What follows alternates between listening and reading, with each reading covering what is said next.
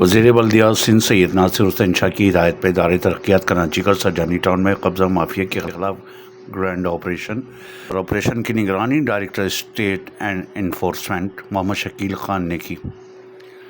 اس موقع پر ضلع انتظامیہ قانون نافذ کرنے والے ادارے بھی موجود تھے۔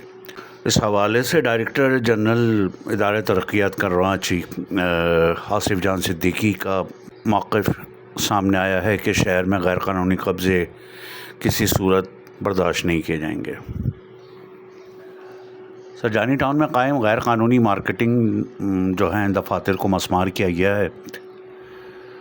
ادارہ ترقیات کراچی کی جانب سے قبضہ مافیا کی نشاندہی کے لیے اشتہارات پہلے ہی جاری کیے گئے تھے۔ مافیا کے حوالے سے ڈائریکٹر جنرل آصف جان صدیقی کا کہنا ہے کہ غیر قانونی قبضہ مافیا کے مکمل خاتمے تک آپریشن جاری رہے گا، اور سرجانی ٹاؤن میں جو آپریشن ہوا ہے اس حوالے سے تو وہ دیگر جگہوں پر جہاں پر غیر قانونی قبضے ہوں گے ان کو جو ہے وہ تجاوزات ہوں گے ان کو خالی کروایا جائے گا۔ ایس کے نیٹ ورک کراچی۔